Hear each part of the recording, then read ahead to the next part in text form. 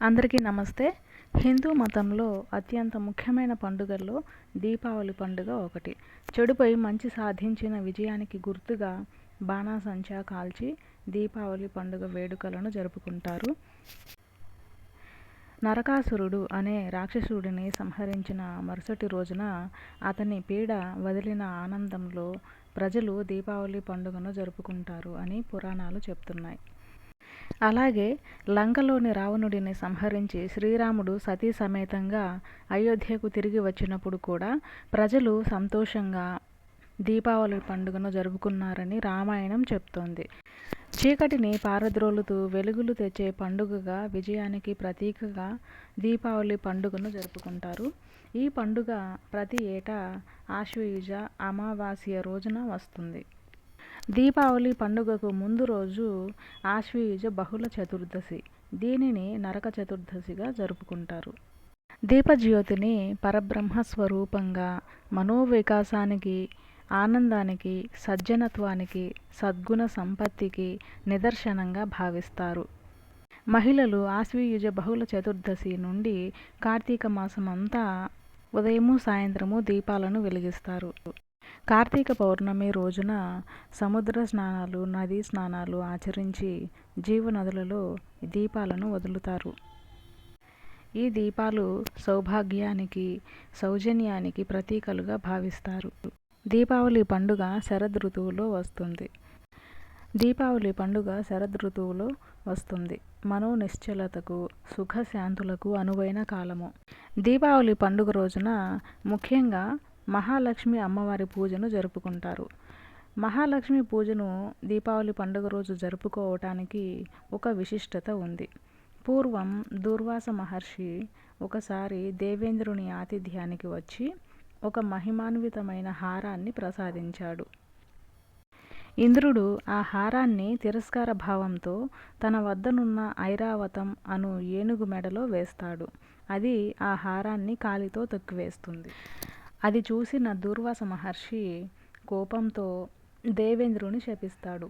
తత్ఫలితంగా దేవేంద్రుడు రాజ్యమును కోల్పోయి సర్వ సంపదలు పోగొట్టుకొని ఏమీ దిక్కుతోచక శ్రీహరిని ప్రార్థిస్తాడు. ఈ పరిస్థితిని గమనించిన శ్రీ మహావిష్ణువు దేవేంద్రుని ఒక జ్యోతిని వెలిగించి దానిని శ్రీ మహాలక్ష్మి స్వరూపంగా తలచి పూజించమని సూచిస్తాడు. దానికి తృప్తి చెందిన లక్ష్మీదేవి అమ్మవారి అనుగ్రహంతో తిరిగి త్రిలోకాధిపత్యాన్ని ఇంకా సర్వ సంపదలను పొందాడు అని పురాణాలు చెప్తున్నాయి. శ్రీ మహావిష్ణువు చెంతనే ఉండే లక్ష్మీదేవి అమ్మవారిని ఇంద్రుడు ఈ విధంగా ప్రశ్నించాడు. తల్లి, నీవు కేవలం శ్రీహరి వద్దనే ఉండటం న్యాయమా? నీ భక్తులను కరుణించవా అని అడిగాడు. దీనికి లక్ష్మీదేవి అమ్మవారు సమాధానమిస్తూ, త్రిలోకాధిపతి, నన్ను త్రికరణ శుద్ధిగా ఆరాధించే భక్తులకు వారి వారి అభీష్టాలకు అనుగుణంగా, మహర్షులకు మోక్షలక్ష్మి రూపంగా, విజయాన్ని కోరేవారికి విజయలక్ష్మిగా, విద్యార్థులకు విద్యాలక్ష్మిగా, ఐశ్వర్యాన్ని కోరి ఆరాధించే వారికి ధనలక్ష్మిగా, వారి సమస్త కోరికలు నెరవేర్చే వరలక్ష్మీదేవిగా ప్రసన్నురాలిని అవుతాను అని సమాధానం ఇచ్చింది. కాబట్టి దీపావళి పండుగ రోజున మహాలక్ష్మి అమ్మవారిని పూజించే వారికి సర్వ సంపదలు చేకూరుతాయని విశ్వాసం. ఆశ్వయుజ బహుళ చతుర్దశి నరక చతుర్దశిగా ప్రసిద్ధి పొందింది. నరకాసురుడు అనే రాక్షసుడు చెలరేగి సాధు జనాలను పీడిస్తూ దేవ, మర్త్యలోకాలలో సంక్షోభాన్ని కలిగిస్తూ ఉంటాడు. కృతయుగంలో హిరణ్యాక్షుడిని వధించిన వరాహస్వామికి, భూదేవికి అసుర సంధ్యా సమయంలో నరకుడు జన్మిస్తాడు. అతడు లోకకంటకుడైన శ్రీ మహావిష్ణువు వధించరాదని తల్లి అయిన తన చేతిలోనే మరణించేలా వరం పొందుతుంది భూదేవి. శ్రీ మహావిష్ణువు ద్వాపర యుగంలో శ్రీకృష్ణ భగవానుడిగా అవతరించినప్పుడు భూదేవి సత్యభామగా జన్మిస్తుంది. అప్పటికి నరకాసురుడు లోకకంటకుడై చేస్తున్న అధర్మ కృత్యాలను అరికట్టడానికి సత్యభామ సమేతంగా తరలి వెళ్తాడు శ్రీకృష్ణుడు. వారి మధ్య జరిగిన భీకర సంగ్రామంలో భూదేవి అంశ అయిన సత్యభామ శరాఘాతాలకు నరకాసురుడు మరణిస్తాడు. తన పుత్రుని పేరైనా కలకాలం నిలిచి ఉండేలా చేయమని సత్యభామ ప్రార్థించటంతో ఆ రోజు నరక చతుర్దశిగా పిలువబడుతుందని వరం ప్రసాదిస్తాడు శ్రీకృష్ణుడు. నరకుని చెర నుండి సాధుజనులు 16,000 మంది రాజకన్యలు విడిపించబడ్డారు.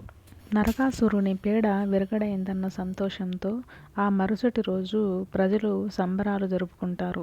ఈ సంబరాలు జరుపుకునే రోజు అమావాస్య కావడంతో చీకటిని పారద్రోలుతూ దీపాలతో తోరణాలు వెలిగించి బాణాసంచా కాల్చి వేడుక చేసుకుంటారు.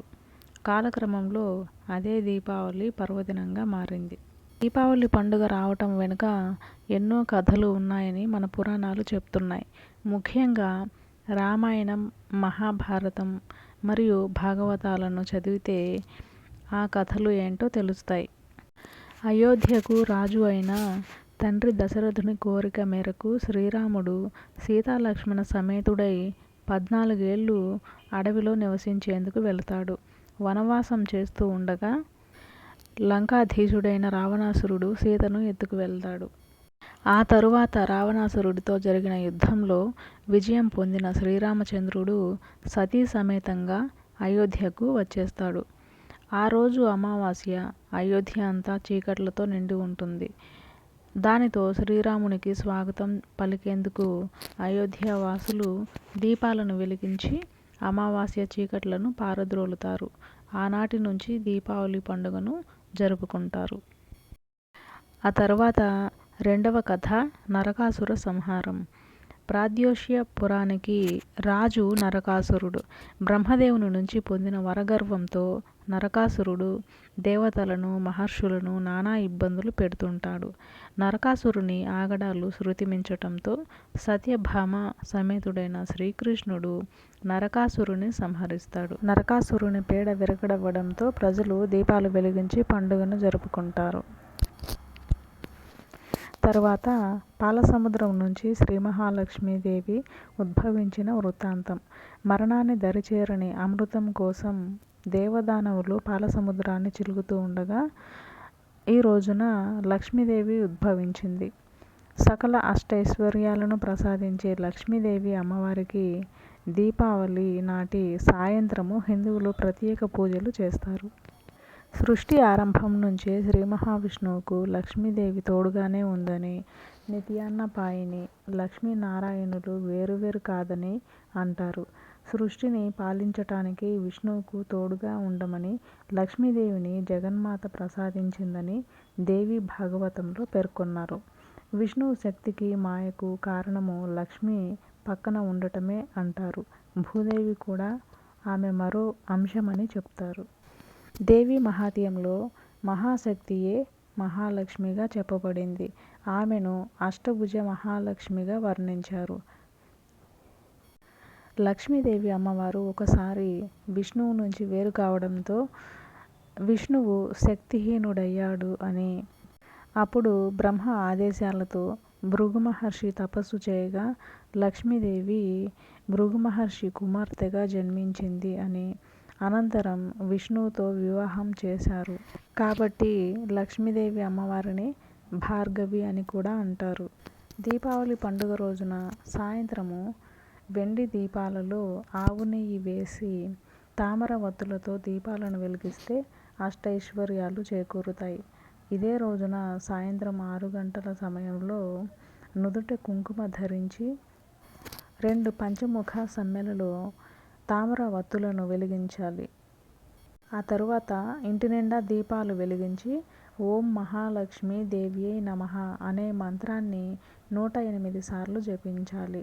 ఈ మంత్రాన్ని స్మరించటం వలన ఆ గృహము ఎల్లప్పుడూ ఆనందాలతో వెల్లివిరుస్తుందని విశ్వాసం.